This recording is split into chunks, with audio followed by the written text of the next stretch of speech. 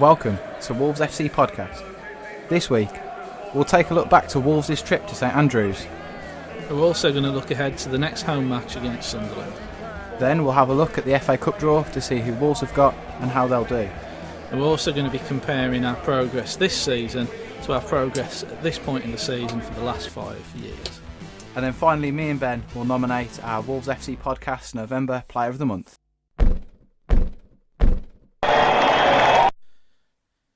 Wolves came into the fixture on Monday full of confidence after smashing 9 goals in their previous 2 home matches to keep their run of 5 straight league wins. The host Birmingham City have only won 1 of their previous 5, drawing 2 and losing 2.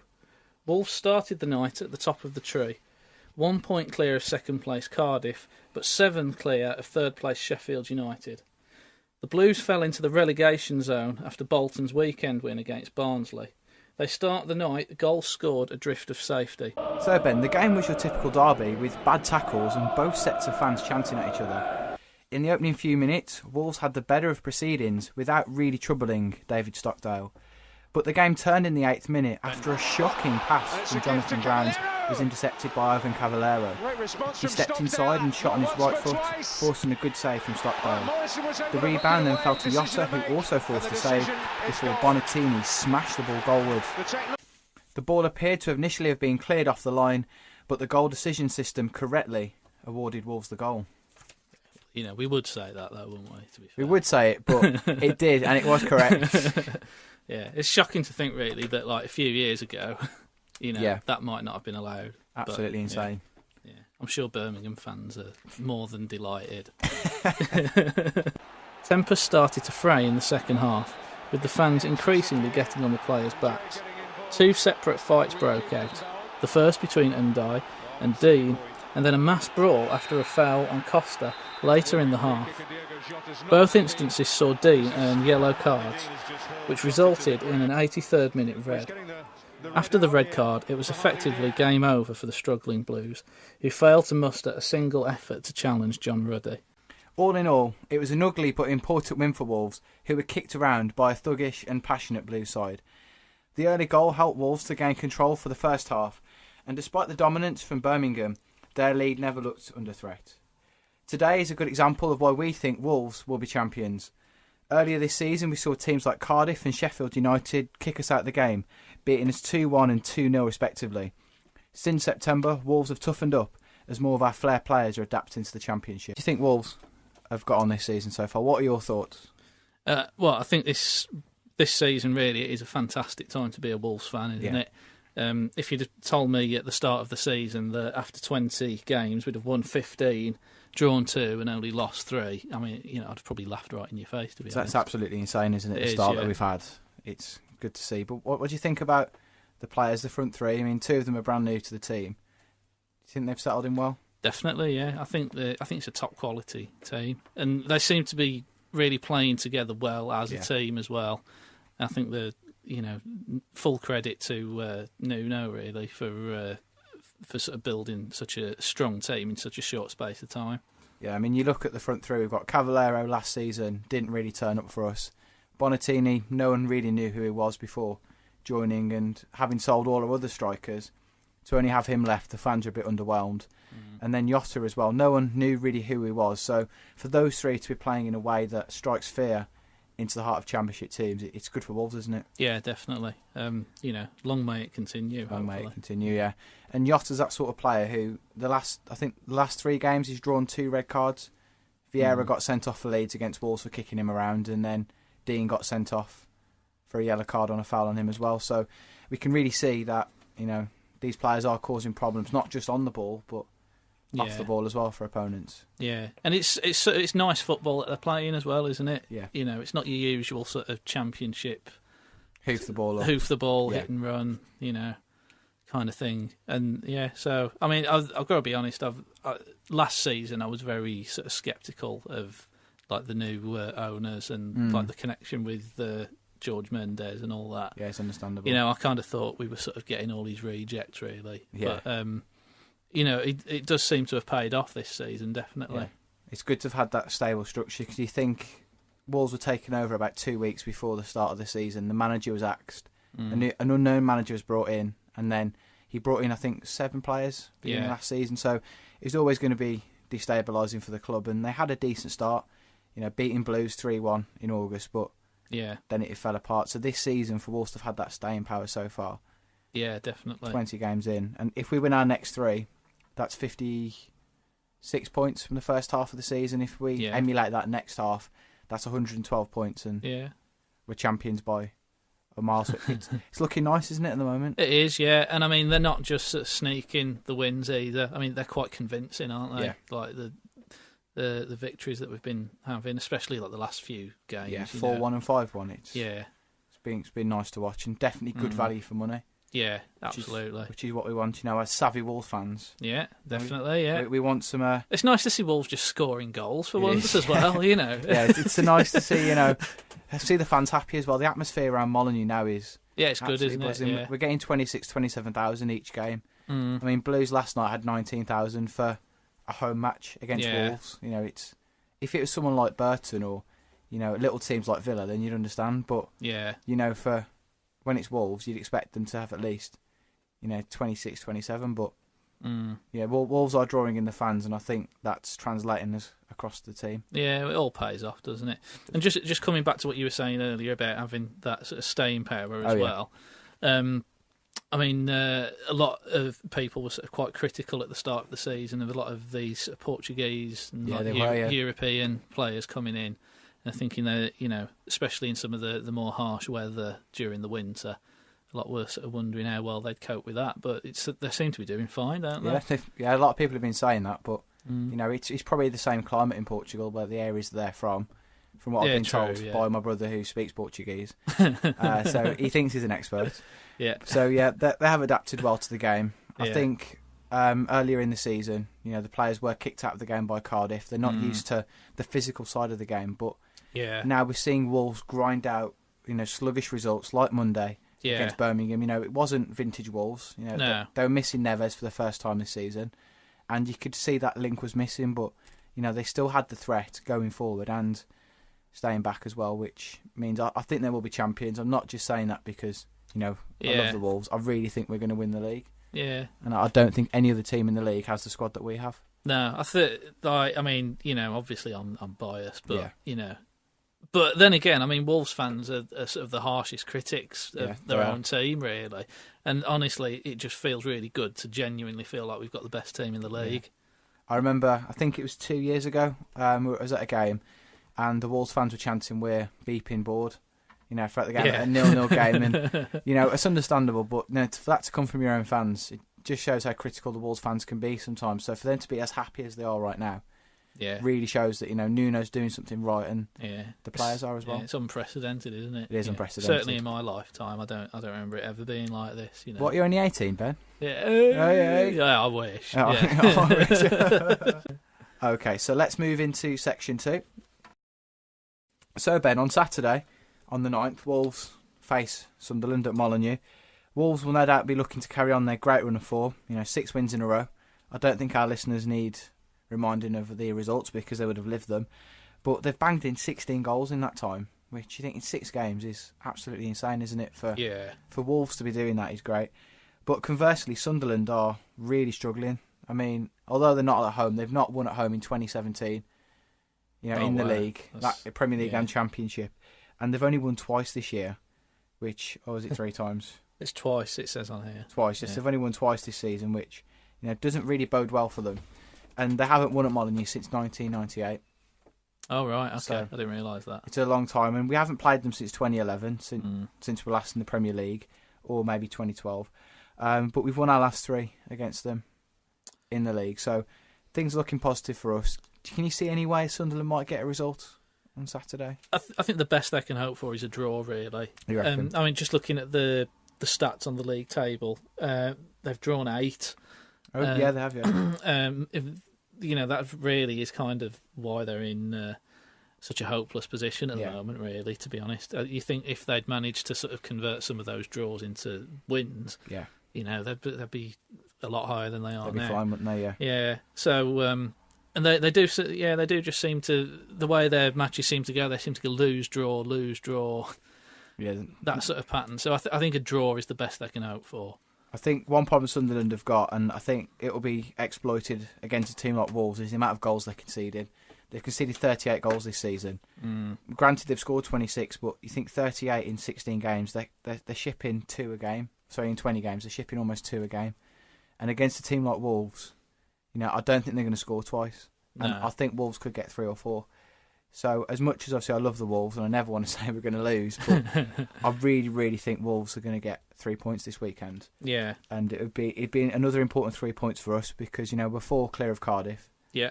10 of Sheffield United, but we want to try and make that gap as big as we can because as we saw against QPR, it only takes one bad game for us to be knocked off top. So I think that would be a very important win for us, especially at home. Yeah. I mean, just for a bit of balance, obviously, I don't want to sort of be predicting that Wolves are going to lose. Go on then. But we have had, like you say, a very good run just lately, and all good things do eventually come to an end. And Sunderland, being a big club in the position they are, second from bottom in the league, they are going to have everything to play for. Yeah, they need the points, don't they? Yeah, and Wolves now are a big scalp. For teams to take. Right. So I think the matches are going to get harder. I think in the second half of the season, definitely. But it's a good job we've sort of done so well the first half, really, isn't it? So we've got those points on the board already. So do you think that Sunderland will go down this year, Ben? Yeah, I think they will. You think they will? I can't see them really sort of turning it round. Okay. I have to agree with you. I do think they're going down. Having watched a few of their games this season, I don't think they've got.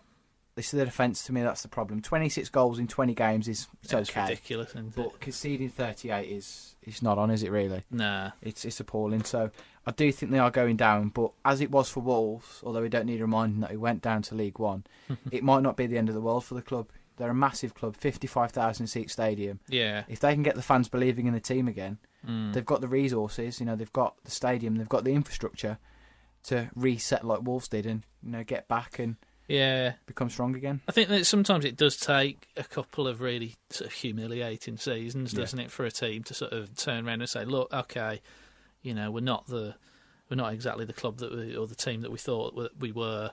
Yeah. We really do need to rebuild and sort of restructure and try and get back up to where we feel we should be, and get the fans believing in them again." Yeah, you're 100% right.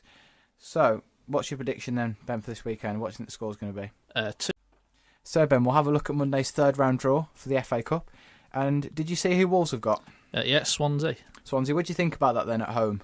Yeah, I think that'll be an interesting match. You think it's winnable? Yeah. Yeah, definitely winnable. I think. I mean, I don't know whether we'll put out a first team. That we've been putting out in the Championship. Maybe it'd be a good chance to try some of the other lads out. Yeah, we did that in the EFL Cup, didn't we? And we got to the fourth round, so it's something that could work for us. And Swansea, I believe, if I just have a quick look, they're bottom of the Premier League as well. Yeah. Yeah, they are. They're 9 points from 15 games. And they just don't seem capable of scoring goals. They've lost key players like Llorente and Sigurdsson, but they've not really replaced them. So I do think it's a winnable tie for us, especially at home. Yeah, and plus I think it'll be a good chance really to sort of assess, thinking ahead to next season, Wolves, this team can sort of perform against some of the lower Premiership sides. I really agree, because we'll be competing with them, won't we? Yeah. If and when we go up this year. So I think that's a winnable game. I think it's the week commencing the 6th or 7th. Right. And I think we're hitting it up, aren't we, me and you, Ben? Yeah, man. We'll be there at that game, so we'll post some photos when we get to that point. Yeah. So looking at the other ties, first we'll start with Birmingham City. They're at home to Burton Albion. Right. A team who are rock bottom of the Championship. Yeah. So it's 22nd versus 24th as of right now. Who do you think's going to come away with the victory there? It could go either way, couldn't it? Yeah. I mean, either side is going to be looking at that and thinking, this is a ticket to the fourth round. Yeah. So that really could go either way. But I mean, I can't believe Burton Albion are even in the Championship, to be honest. I mean, I remember a few years ago going to see Hales Owen Town playing against them. Yeah, they've really risen up, haven't they? They've shot up through the Football League. And they did well to stay up last season, but I think it's game over this year. I think they are going down. Yeah, definitely. It's not looking good for them, is it? No. So my prediction for that game, I think I'd say 2-1 Burton, I think. You reckon? Yeah, I think Burton will scrape that. Yeah, actually. You reckon now? Yeah, no, I think they'll be more up for it. I think the problem with Birmingham City is I think they've got some very deep-rooted issues at the moment. The whole atmosphere around the club is just dour. It's not healthy, is it, for them? Yeah. And I think, like Sunderland, I think relegation could solve those problems. And going back to the Wolves game very quickly, what's your predictions for that one? I reckon maybe 1-0 Wolves. I think 1-0 as well. I think we'll put out a young team, maybe part of the bus like we did against City, and try and catch them on the counter-attack. But I don't think we'll need to be as drastic as we were against City. So I think you're right. I do think we'll scrape that 1-0. So, looking at Villa's tie, they've got either Woking or Peterborough at home. That's got to be seen as a winnable game, hasn't it, for the Claret and Blue?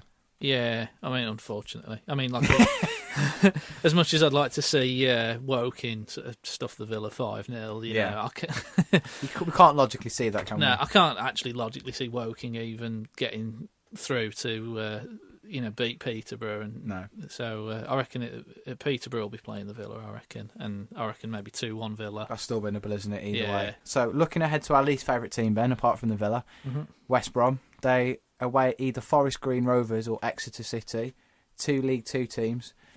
Really, that's got to be a winnable game. West Brom have to win that, don't they? Yeah, I mean, well, I think they'd be in trouble if they didn't, wouldn't they? I mean, I know they're already sort of having some problems, aren't they? So you'd think that this would be a good chance for them to really sort of show some teeth. And hopefully with Alan Pardew in charge now, things will start to look up. Yeah. So they can stay up so we can play them next season. And beat them. Yeah, of course. And you look at teams like Forest Green Rovers, going off topic, they're the smallest town to be in the Football League. I think something like 8,000 live in the town that they're based from. They've finally got promoted to the Football League this season. They're not having a great time. But, for them to have the chance of hosting West Brom at home... it's a big match for them, isn't it? Yeah. I imagine most of the people living in that town will probably turn out. They'll probably be there, just so they can watch them beat the Baggies. Yeah. So, I mean, you never know. At the end of the day, you do have sort of cup upsets. I mean, you could get the situation where West Brom sort of think, oh, you know what, we'll put the kids out. Yeah.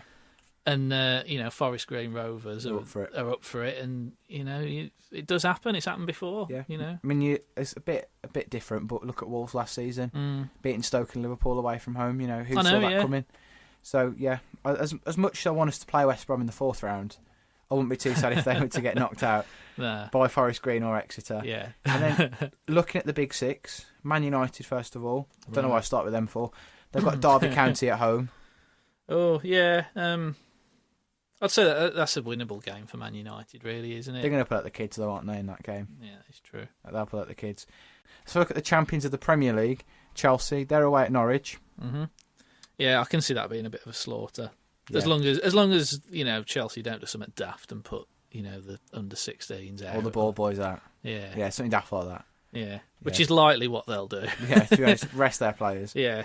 So that's a winnable game for them. Man City, top of the Premier League at the moment. They're the Wolves of the Premier League. Yeah. They're at home to Burnley, and just with the attacking power that they've got, Burnley are having a great season. They're 7th in the league, but I really think that Man City will steamroll. Yeah, you'd think that, but then again, I think it's one of those games where you never know what could happen. Yeah. I mean, Man City have an off day. I mean, you look how well we played against them. Yeah.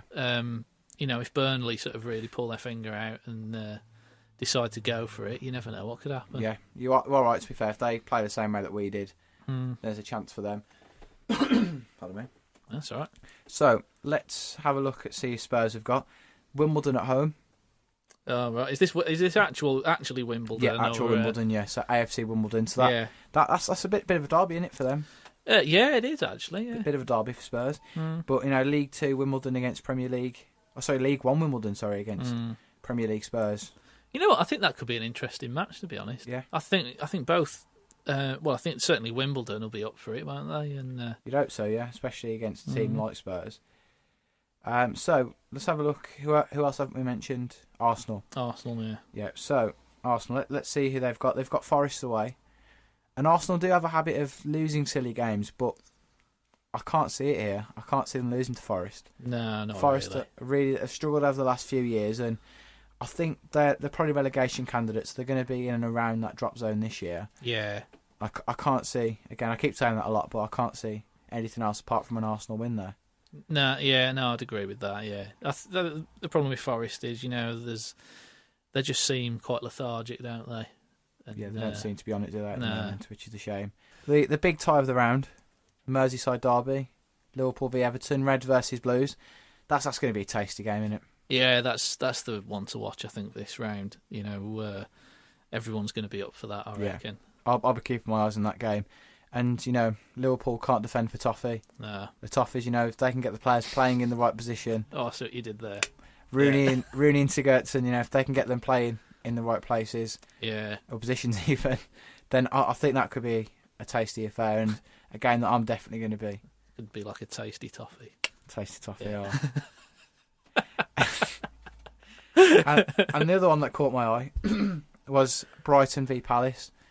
Now, on paper, geographically, that's not a derby, but we saw last week, or a few weeks ago, the problems the fans had for getting into the game.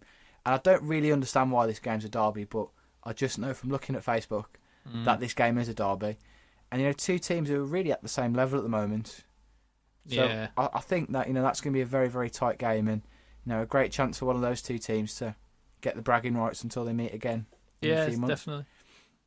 So that's the FA Cup draw out the way. What's been going on Facebook between them then? Well, there's a Facebook post talking about why those two are a derby. Oh, okay. I don't fully understand why Brighton or Palace are a derby, but is it just some kind of ancient rivalry? Sort of like Leeds Chelsea. I think it's happened ages and ages ago. So Ben, let's have a look at how Wolves have been getting on the previous few seasons in the Championship at this stage. So how are Wolves getting on in the 16-17 season?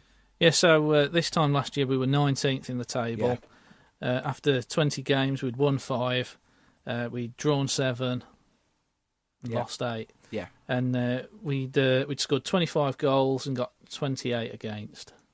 So things weren't looking. No, they weren't great this time last year, really, were they? No. The game at this time last season was a game I missed, unfortunately, because I was away.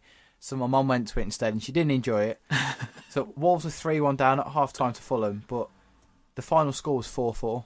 Oh, I remember that. That was an absolute quality game. I remember seeing it on my phone, and I was looking in there, and I saw it was 4-3, and I was absolutely buzzing.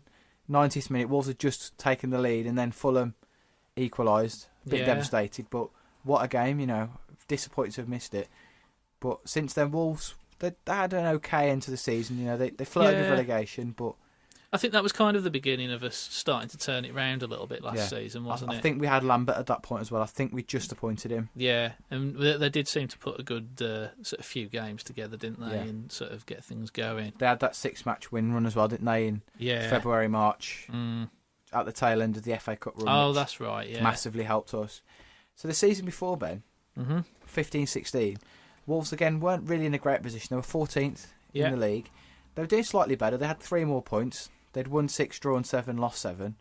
25 goals scored, 25 against, and conveniently had 25 points as well. And in that game, they ended up drawing 1-1 with Forest. Pretty boring match, if you think 1-1. Yeah. Meh. Pretty boring season, though, wasn't it? It was pretty boring season. Yeah, we never really flirted with relegation and never really had any opportunity at the playoffs, which was disappointing considering Wolves the previous season had missed out on the final day of a top 6 spot. So yeah, it was a bit of a forgettable season, I think. Yeah, that was quite bland sort of time. Nothing really happened. We had a nice kit that year. Yeah, that was about it. Yeah, it was plain gold with the black arms, like the black stripe down the arm. I thought that was really nice. Yeah. So how did we get on the 14-15 season? Where were we? We were not really much better. 13th in the league. We had yet another tough November. Oh. And I think we just played Bournemouth, where we'd been 1-0 up at half-time, only to lose 2-1. Ross, it's not what we want, is it, really, to lose 2-1? No. I think I was there for that game, and I remember thinking how well Bournemouth were playing. Yeah. But I think at that point, no one really took them for serious promotion contenders. No. They'd only been in the Championship a few years, so we didn't really think about them, winning the league the way they did.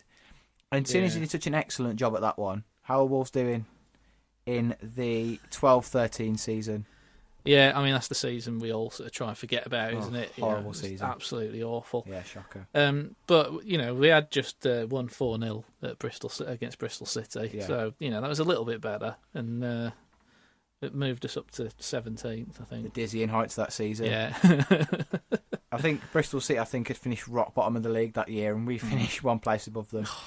But annoyingly, we got relegated on, I think, 51 points, when normally 50 points is the magic total for survival. Yeah. But I think there was such a gap between the top six and the bottom six that it really meant that 50 points that year was a relegation total, unfortunately. So before that, Wolves were last in the Championship in the 08-09 season. I think a season that we all remember very fondly, winning the league. And we actually played Blues at Molineux for the 20th game of the season, which was quite interesting. A battle of the top two at the time, and the two teams that would go up automatically that season. And if you have a look at the league as well, look at the league table, just the section for Wolves, 20 games in, 15 wins, 2 draws, 3 defeats. That's exactly what we've had this season. Yeah. So Wolves are playing very nice football as well. I think we'd scored a few more goals then than we have this season. Yeah, we'd scored 41 this season. They scored 45 then. Yeah. But I think they conceded 26, and we've only conceded 17 this year. So we've done better defensively, haven't we? Defensively, yeah. So we're sort of on par, really. Yeah, and that was on a shoestring budget. It was, yeah. I was just thinking that, we didn't spend a lot of money then. The glory days of Mick McCarthy. Oh, yeah. His Irish team. Oh, yeah. Hoofing the ball up to Matt Jarvis. Yeah, oh, yeah. Oh, the good old days. I remember, actually, how did that match turn out, the Blues match? I can't quite remember. I think we lost that game. I seem to remember watching it round at my mate Spud's house. Spud. Yeah. Massive shout out to Spud, by the way. Spud, if you're listening. He's probably not. Spud. Spuddy. Yeah. Let's have a look. I think it was a draw that game. Let's have a look. It's the sound of Scott looking it up on his phone now. Okay, I don't want to say what the score was. Oh, okay. What was it? 1-0 to Blues. Oh. That season they did the double over us, but, we won the league over them. Was it at home, that game, as well? Yeah, at home, yeah. Oh. It would have been fantastic if it was away. So, Ben, finally, our Wolves FC podcast November Player of the Month. So, 3 candidates there I've written down on a piece of paper for you. I'll tell you why I think they should be candidates, and if you disagree, comment section below. All right. And then you can nominate who you think deserves it. Comment later. Yeah, but we'll comment later, calling me an idiot. Yeah. And then what we'll do is we'll find out the address of the player, knock on his door, give him a little letter saying, "Congratulations, mate. Yeah. This is your career, mate. Now you can retire in peace." Yeah. So, the first player. You might bake him a cake as well. Bake him a cake, yeah. Bake him a villa cake. Yeah. Hey, banner.